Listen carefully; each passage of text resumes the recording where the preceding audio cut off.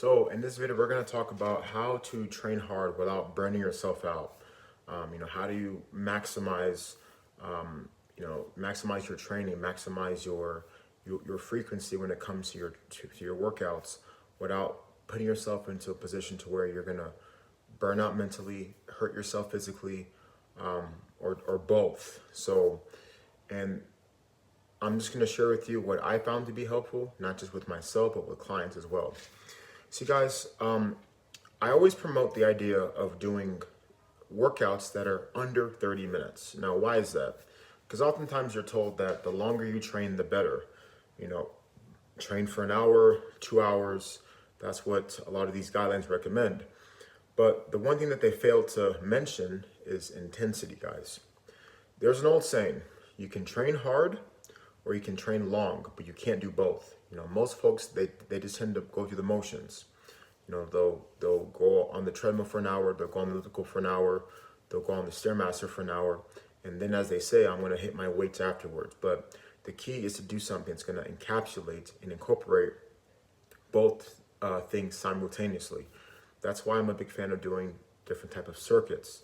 Now, what I mean by circuits, I'm just simply referring to that you pick a list of a group of compound movements. What's a compound movement? A compound movement is a multi-jointed exercise, whether it be a shoulder press, a bent over row, a chest press, a squat. These are movements that typically engage more than one joint, okay?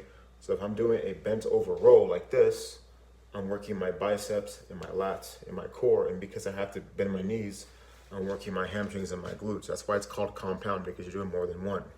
So when you pick movements like this and you do them to failure, so for example, let's say we do 4 movements a minute straight. As soon as the timer goes off, you go to the next one and you go through all 4. When you go through 4, you take a 1 or 2 minute break. Doing stuff like that's better, guys, because it's going to allow you to get to the money or get to the conclusion much faster. It should take you less than 25, 30 minutes. And it's sustainable, it's repeatable, it's something that you can do anytime, any place. And I find that, and I always say this, just remember, on your most busiest day, on your worst day, the question is, can I always get this done? If the answer is yes, then that's what you want to do.